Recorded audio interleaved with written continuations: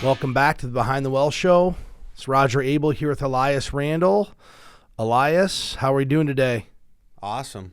Couldn't be better. How's it going? That's your typical response. I'm great. I'm doing good. It's a Friday when we're filming this show, getting ready for a nice weekend.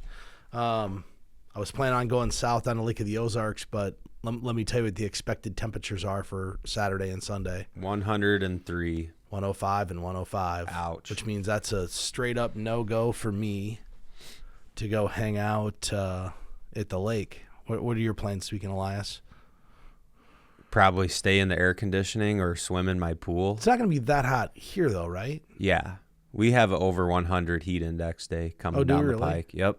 Well, I've got used to it because I've been down to Missouri, and we've had like 10 of them down there. But, I think that it's funny. Those heat days give my wife lots of anxiety about having the girls outside and how hot it is and what time of day we get to be out. I don't know if your wife's like that, but, we can't be out between like 10 and 2 on the hot days. Oh, no, but we use sunscreen. I mean, my kids are lathered in sunscreen all summer long. Eli, my kids are the ones that go to the swimming pool with we have the stick with the white under their eye. Good. They look like a ghost. I have my kids are out in the sun probably more than anybody, but they're still like extremely light skinned right now because it's 50 and 70 all day long.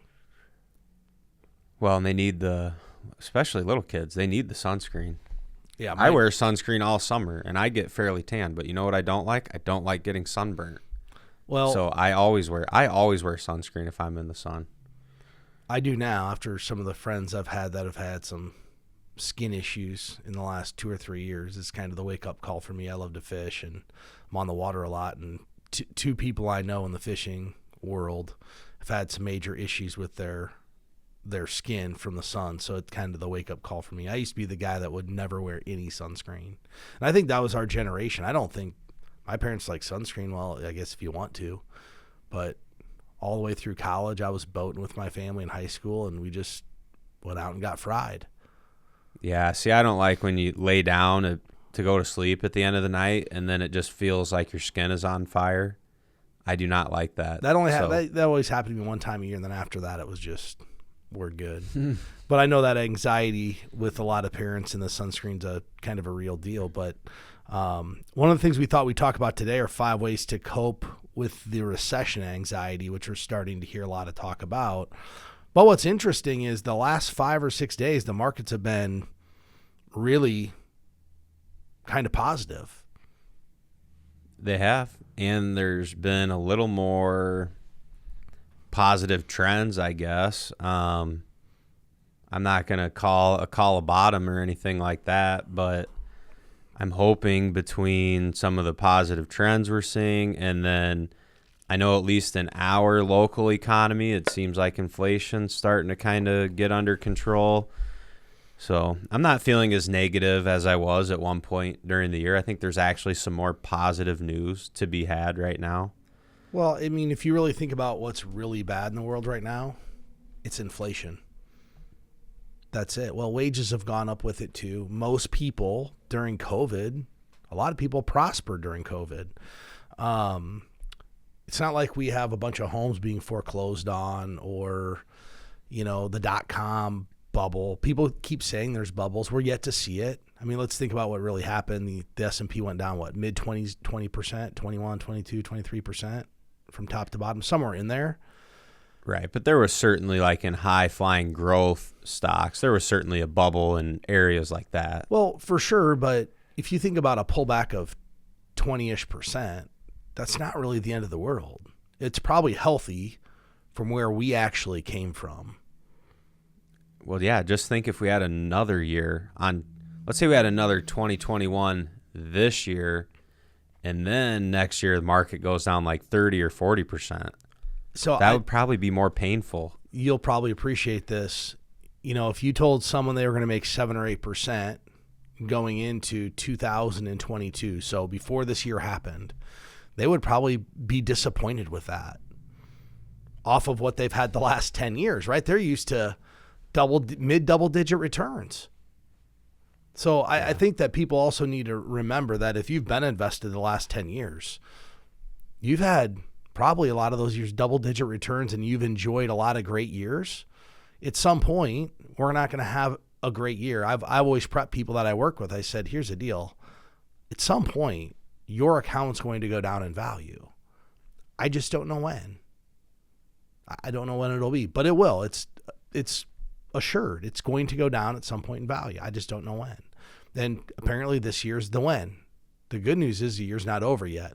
Although one thing I noticed, a lot of the analysts are starting to cut their year-end price target for the S&P 500 to kind of bring it back into line with where we are in the markets. But at the end of the day, reasonable. I was listening to a blog or a podcast earlier this week, and they were talking about the accuracy of all of these price targets. 90% of the time, they're all wrong. And this is all just pure conjecture, prediction. Nobody knows. That's true in our business. That's true in athletics. It's true in any business where people predict things for outcomes. No one's accurate at it. Like the best people making predictions, it's like 50-50. Well, that's a coin flip. If you think about CNBC, which that's what I like to watch. I enjoy watching CNBC during the day. All day, it's basically people coming on giving their opinion and predicting what's going to happen. And it'd be curious if someone just go back through like a week of predictions on CNBC and see how random they all are. They're all over the board. Yeah, you get the whole spectrum of opinions on there. So how do people, I think that gives people anxiety. And I'm not really going off our outline right here, but I'm just thinking about what creates anxiety for people, and it's uncertainty.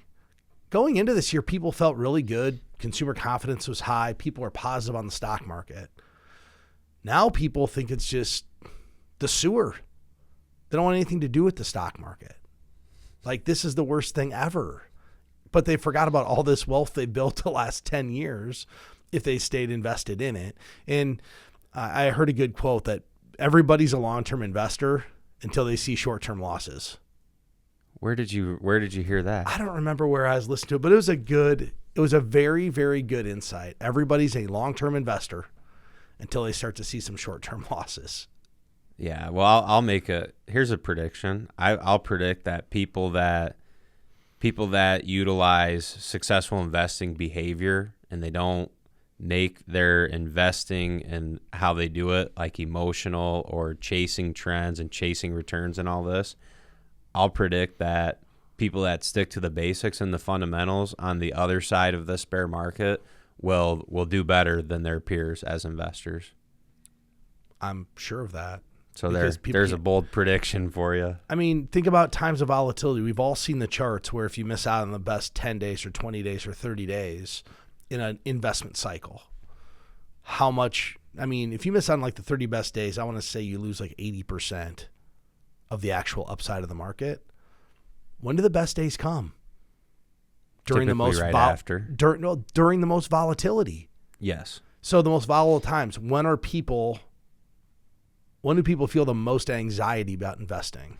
When the market's very volatile. During this year, a year and like this is when they lose the stomach for it. The good news is I don't think we've had anybody in our sphere of people we work with jump out of the market. Yeah, we've been able to. Part of it is they're not allowed to. We'll let them if they want to, but they know that we're not for that. But here's what the other thing that's really interesting, I think, about this bear market compared to past. Even 2018, that wasn't a bear market, but that fourth quarter, the S&P was down like 18%. People today, I feel like, even though this is like the worst start to the stock market, one of the worst starts ever, I don't feel like people are panicking. I think people have gotten used to the volatility. Like they're like, oh yeah, well, and they just saw COVID, which was way worse than this. They just saw that. They saw their account bounce back. So you know how we talk about recency bias? Mm-hmm. Well, their recency bias is, this isn't fun. No big deal. It'll come back. Where I always wonder if we didn't have that COVID downturn where they saw their account balance go down 40%, what would their reaction be today? Meaning, if we don't have the COVID downturn, and then we still had the same market in 2021. Yep. So no COVID downturn, markets are clicking along. So this year is the first time they've had a bear market since 2008 and 9. So they went 13 years without any significant pain. Yeah. So you're saying it was like a warm up bear market. It was a warm up. That's exactly what it was. Let's do that like every 5 years. No, but think about it. If you think about how people operate off their recency biases and all the other things in life, that's exactly what it was. I'm sure if we didn't have COVID, I'm sure there would be way more investor panic about what's going on today than what really is. I mean, most of the people you talk to are pretty calm and they're okay with it. That Wall Street Journal article you referenced in the last podcast or last show, where investors are like, well, why wouldn't I? I'm buying it at a discount. People didn't say that during the financial crisis. I don't know. I was in college. I'll never forget. So. I had a client that I inherited back in 2009. I'll never forget this conversation. I inherited it from a other advisor, and he had a variable annuity that he purchased back in like 1989 and had a death benefit on it, and it was one of these that didn't exist. And he called me up, older gentleman, and he goes, "Hey Raj, do we need to go to cash? Should we cash out?" I'm like, well, I don't think so. Why do you want to know? Like, what's your concern? He goes, well, I'm not sure I'll ever live to see the money back. And I said, well, you know what, Ron? You don't have to, because he had a death benefit on his annuity contract. But that conversation resonated with me, like he was ready to bail out of the market. And multiple people wanted to bail out of the market in 08 and 09. I haven't got that call this year. Like literally, I haven't got the call this year that says, hey, do you think we should get out of the market? Yeah. COVID we did. Yeah, we've had some people ask about changing their allocation. Should I become more conservative and stuff like that? But I personally haven't fielded any go to cash calls from anybody. We're going to coin the phrase the warm-up bear market. That's exactly what COVID was for us. There you go, is a warm-up bear market. And really, if you think about this year, here's maybe another reason. This could be another reason people aren't worried, or maybe that's our perception because of the clients we work with and just our day-to-day operations. But who does this really even matter for? It matters for it probably matters for someone who didn't have enough cash in their portfolio or didn't have a distribution strategy. But anyone working and still accumulating, I mean, what is bad in the equity markets cooling off for a while for your long-term returns? Because the lower they go, the higher the prospect is for long-term returns of the new dollars you're putting in and the shares that you own. If you've done any significant planning, it's probably not affecting you, and it shouldn't. So do you think this environment that do you think there's more even retail clients engaging in financial planning there has to be more now than there was 20 years ago. 29% of people have a financial plan. That's it. That's got to be more than it was in 2001. So here's what's interesting about that 29%. It's almost exactly the amount of people that feel confident with where they're going financially. So 3 out of 10 people. 3 out of 10 people feel good about where they're going financially, and 3 out of 10 people have done a financial plan. That's probably probably just accurate. Pretty interesting correlation. It's why we talk to people, hey, and then we should, and I don't know the numbers of how many people do this themselves versus have an advisor. And we talked about this on our radio show. You know, we've been doing that radio show for 14 years. And we talked about this on Tuesday night, that if you're a do-it-yourselfer and you actually went out and built our technology stack, so you went out and bought the exact technology we have, you wouldn't be a do-it-yourselfer, because it'd be cost prohibitive for the amount of money we spend on an annual basis for financial planning technology to get to the results we give to people. You wouldn't be a do-it-yourselfer. That's one. The second part is, if you went out and built that technology stack, the problem is you'd actually have to learn how to use that technology stack. Because if you enter two things in wrong, it doesn't matter. It's garbage. Right. You're spitting out garbage. So the people that actually, right. And if you don't know enough, you wouldn't even, a lot of times if we make a mistake on data entry, there's something that we're like, okay, this doesn't make sense. Well, you have to have a certain amount of knowledge to realize when something doesn't make sense. And here's the other thing about the do-it-yourselfer. They think the only thing that matters is fund performance and expense ratios. Yeah. That's it. Right. It's not relevant. It's only relevant to your situation. If you can't quantify what you need, you're literally putting yourself into the bullseye. I would guess the people that feel the most anxiety about a recession, about the bear market, are do-it-yourselfers. They won't admit that. Just like the gambler, they only tell you when they win. They never tell you how much they lose. Well, yeah, and you only hear about their trades that you only hear about their trades that are a triple or home run. They don't talk about their trades that are singles, and then the trades where they strike out. No one talks about that. I haven't heard anybody giving any investment advice recently. People that aren't financial advisors. Last year, you were taking advice from the painter. No bag on painters, just saying, like, they're not financial advisors. Oh, I heard that XYZ cryptocurrency is going to the moon. That's not happening today. Here's another thing I was thinking about Elias. I guess this turned into just my random thoughts of the day. But all the stuff we've seen on social media the past 2 years, where it went from, hey, I'm going to show you how to make 100% return a day. We did that maybe Molly could go back and pull it, but we pulled that TikTok video. There was some option strategy. I'm not hearing anything about that anymore. That's over. All the crypto stuff, not hearing anything about that. That's over. All the easy money. The other thing I was watching on TikTok, and this makes me wonder if this is maybe the next shoe to drop, is the last 18 to 24 months, you've seen this resurgence of all of the systems to buy rental properties and rent them out. And I watched a video, and it was 5 guys sitting there, and maybe I can find it. And it's real estate and they're all guys our age. Real estate portfolio $7 million. Caption underneath.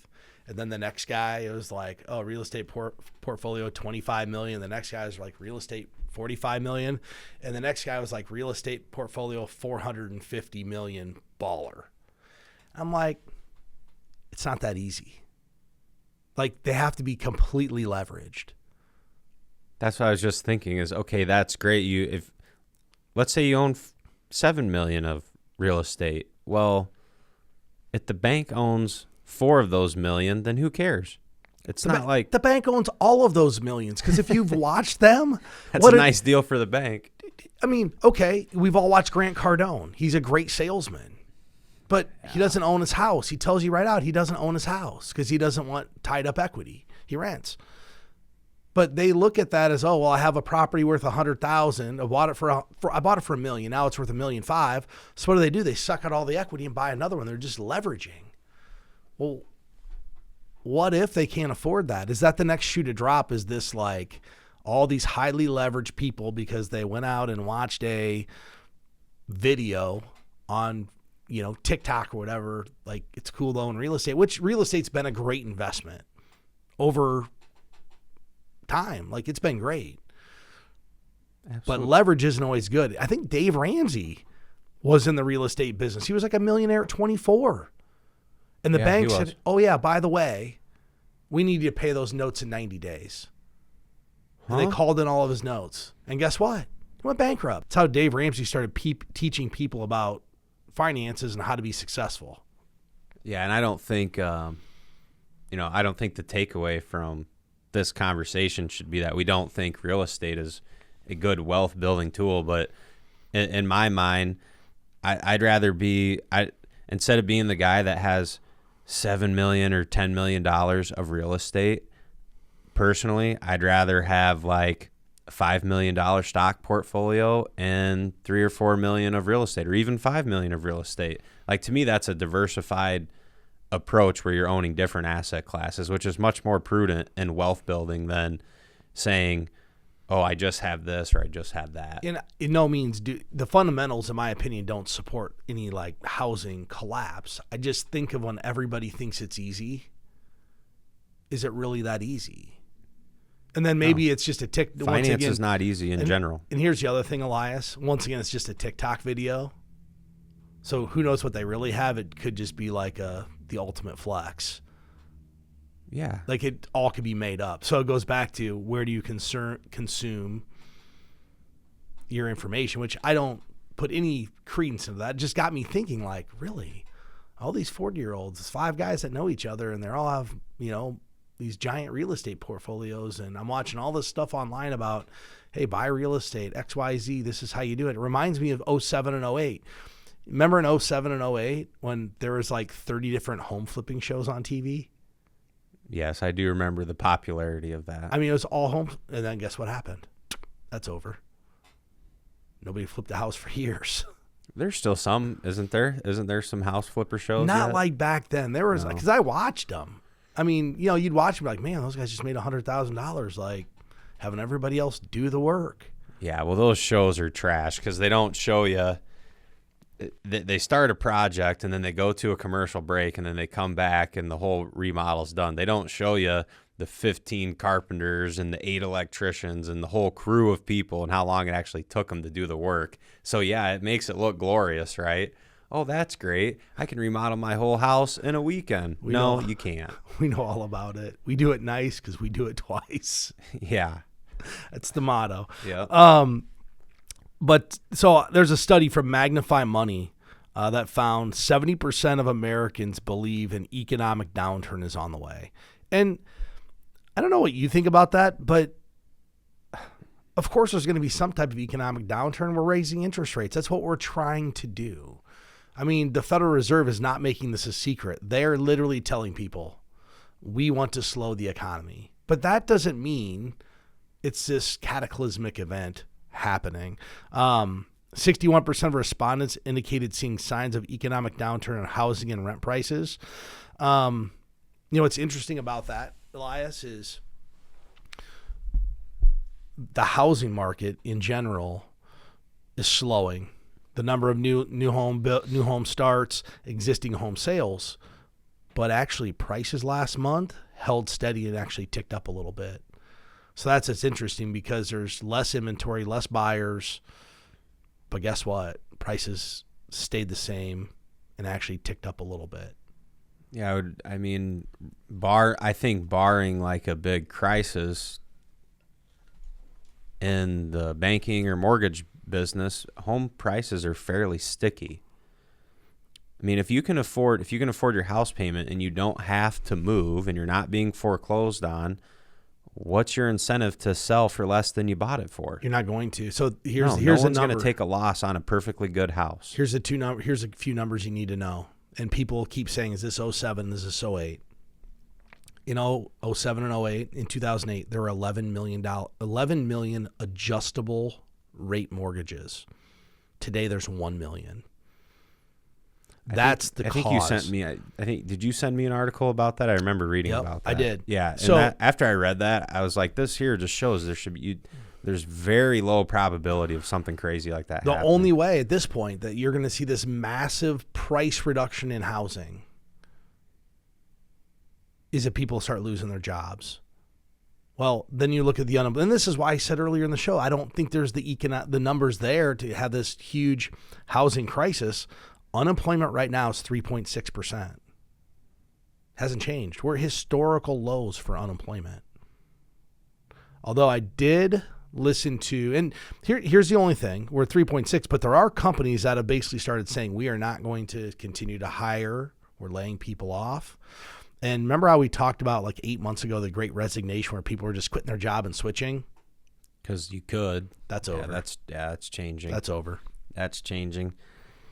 Yeah, I don't know. I mean, even if there was, like, in our local market, even if we had some layoffs, I don't see people losing their home, especially when there's still jobs available. You might have to go work a job you don't want to have for a while, but I know for a fact right now, like if I were to not have a job, well, I can go drive something. I could go make pizza at one of the gas stations. I could go work at a fast food place. Like there's a lot better options than just giving up your house. And most people, especially around the Midwest and where we come from, they're not going to give up their house just because they need to go find some employment they may not want for a while.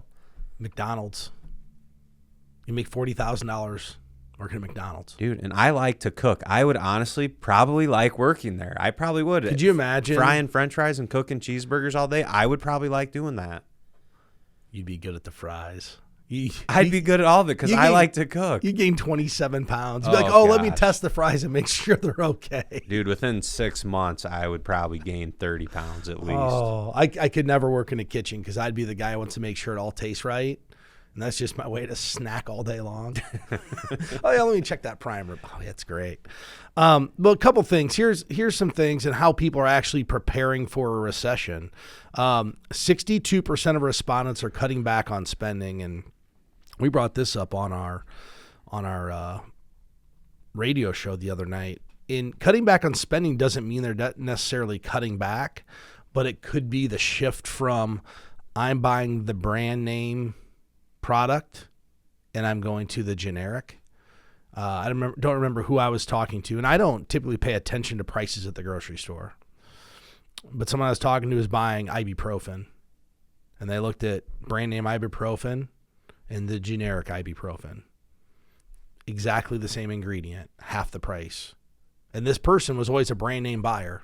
They went to the generic. So spending less or cutting back just means, hey, maybe I'm not buying as nice of stuff. My wife likes the Oasis hummus. Have you ever had Oasis hummus?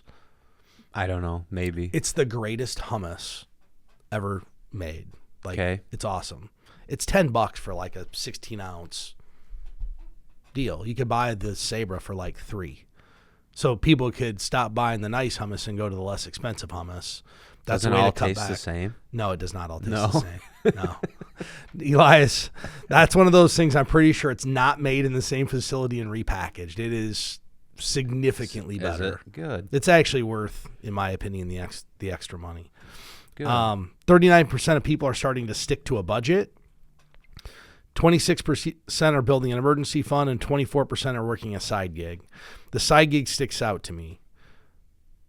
They're probably working a side gig because prices are higher and they don't want to adjust their lifestyle. Good.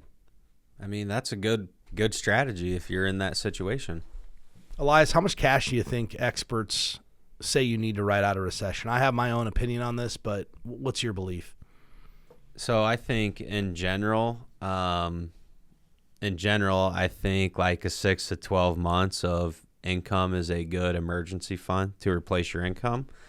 But we do have some notes here about what experts say, and this is from CNBC. So they're saying dual income families should have at least 3 months of living expenses, single earners 6+ months, entrepreneurs 1 year, and retirees 1 to 3 years of cash. I think all those are in line with I think those are all good pieces of advice. You think about an entrepreneur, you own your own business, and an entrepreneur is going to know their business better than anyone, right? So if you can have monster years and then a year that's not as good and things like that, well, then you can start to decide, is a year of cash enough, or maybe it's 2, depending on the nature of your business and how your business would perform in a recession. Because there are businesses that benefit from recessions. There's 2 things that stick out to me here. One, the retiree reserves of 1 to 3 years of expenses in cash. It lines up with exactly what we do in the bucket strategy. It's exactly what we do. Just make sure we have enough money so we don't have to sell in a bear market. Yeah, there's going to be changes in the portfolio, but what we don't want to do is just cut a branch off the apple tree and stop producing apples. The other thing that sticks out to me, and maybe I need to adopt this, I've never thought about the emergency fund in the context of dual income families and single earners. I've always just, hey, let's have 6 months of savings. And it makes sense because if you're a single earner, you don't have anybody else to lean back on. In 6 months, you probably can get on your feet. At least in that dual income family, the likelihood of both people losing the job at the same time, unless they work at the same place, is less likely. And then there's 2, if it does happen, you have 2 people job searching, so the odds are higher that one person's going to at least find something. So I think that's interesting because I've never thought about that emergency fund in the context of a dual income versus a single earner or a household. So Yeah, that's I will generally say, good advice. I do think this dual income family, at least 3 months of living expenses, and I get all the points we just talked about. I do think that's a little conservative, though. For me personally, I like to have more cash than that. But We always talk about 6 months. That's a reasonable amount that I like to. People only complain about cash when the markets are great for 10 years. Whenever they're bad, they're really happy they have their cash. Or like Jonas in our office would say, they have that second spare tire. You always need a second spare tire. So Elias, there's really 5 ways that we've identified that you could try to kind of cope with recession anxiety. The first way is narrow your focus. And I'm going to change the wording of this. Just get a media filter. Don't worry about the things you can't control and just tune out all the noise around you. So I have a good talking point for this, and I wanted to bring it up on the show today. We're always going to have distractions. I was thinking about this this morning when I was getting ready for work. We're always going to have distractions. So if we didn't have a bear market and inflation and potential recession this year, you know what we would have had? A lot more talk about the midterm elections, and people would have been worried, well, if this happens, I'm worried the market's going to tank. If that happens, I'm worried the market's going to tank. So it's like this negativity du jour, distraction du jour, whatever you want to call it. But if it's not one thing, it's going to be another.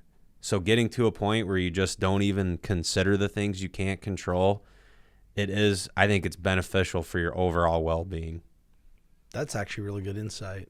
I'm an exactly insightful right. person. You know, the other thing that probably would happen, we'd still have the Harry Dents of the world telling us how the market's going to go down 80% because they have to be a hero. He would be going off. You know, I just read do you watch Graham Stephan still?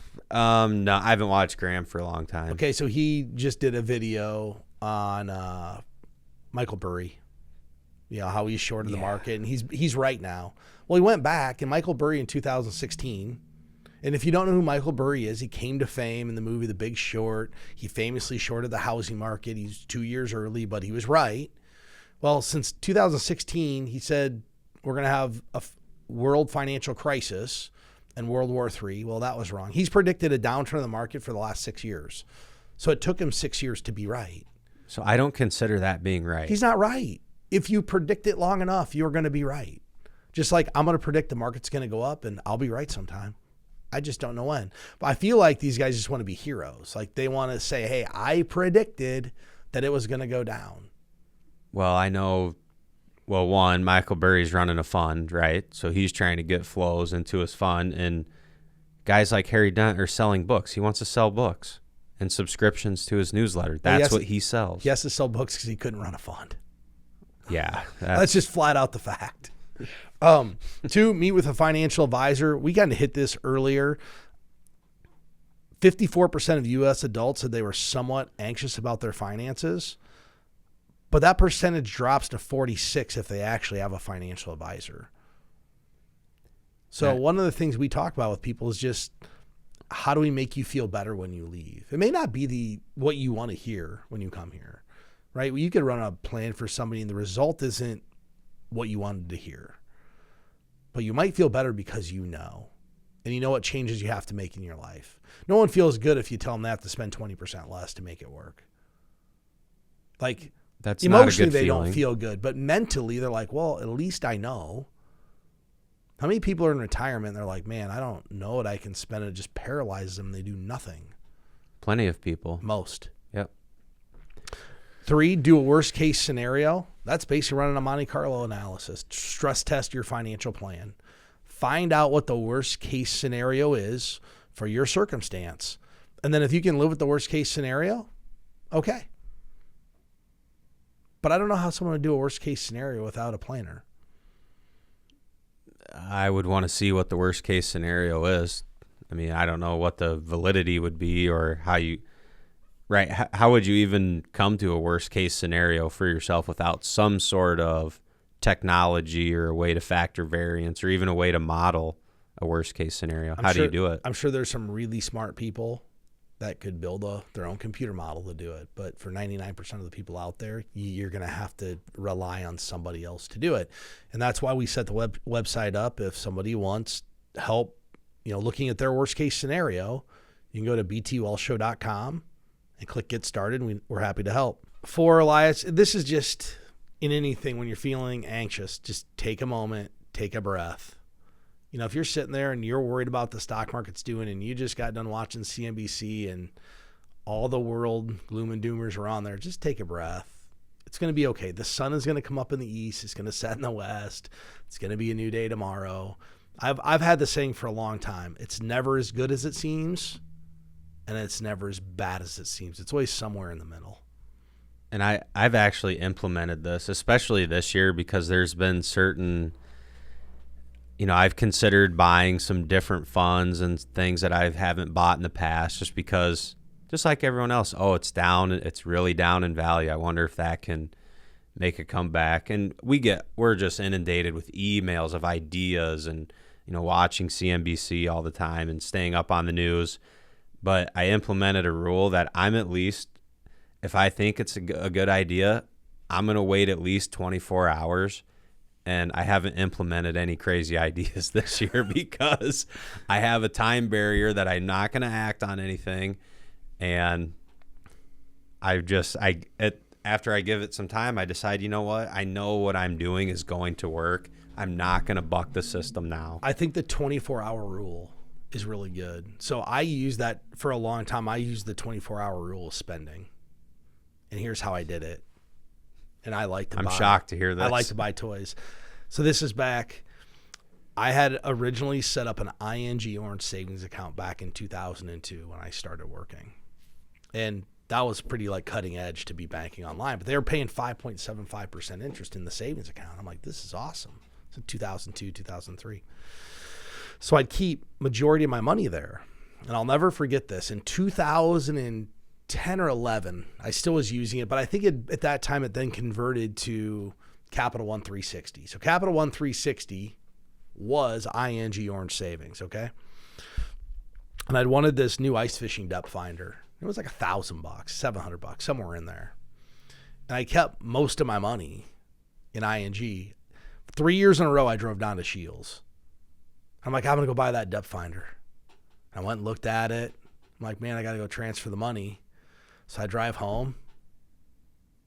By the time I thought about transferring the money, I forgot about that depth finder. 3 years before I actually bought it. But I think I don't see you taking 3 years to make a purchase now. Well, because I don't utilize that account anymore. It's just too easy. Yeah. I can slide the card, but I promise. I mean, you think about most people, their purchases, their decision making, the things they do in life. If they just said, unless it's like I have to have it to survive today, I'm going to wait 24 hours before I do anything. It removes all of the emotion, lets you really sink in what you're doing. Yeah. Take a moment. Take a moment. I like your insight there, Elias. And number 5, expand your frame of reference. When the market sells off and everything looks really bad, just remember you're a long-term investor. It doesn't matter what happened yesterday or today. We had someone the other day asking if we should wait to invest the money to get a better entry point. And I said, but I don't know if there will be a better entry point. There might be, likely will be, but I don't know. And in 10 or 15 years, whether you bought the S&P 500 at 3,950 or 3,800, that one deposit is not going to make a difference. It won't. And the other thing I like about expanding your frame of reference in the notes, it notes like charts of the week and charts of the day. And I just want everyone to understand, there's no single indicator of market movement that exists. If there was, everyone would use it. But if you can do all those things, help your perception and your understanding of the environment and what's going on, yes, they do. But that's how all that information should be used to gain perception, not to make long-term investing decisions. Yeah, that's very, very good insight. Elias, I want to thank you for today. We had a good show. Any closing remarks? Nope. I've had all the insight that I can handle today. from myself. So with that said, I want to thank everybody for listening. If you're looking for some help, you can go to btwellshow.com, click Get Started.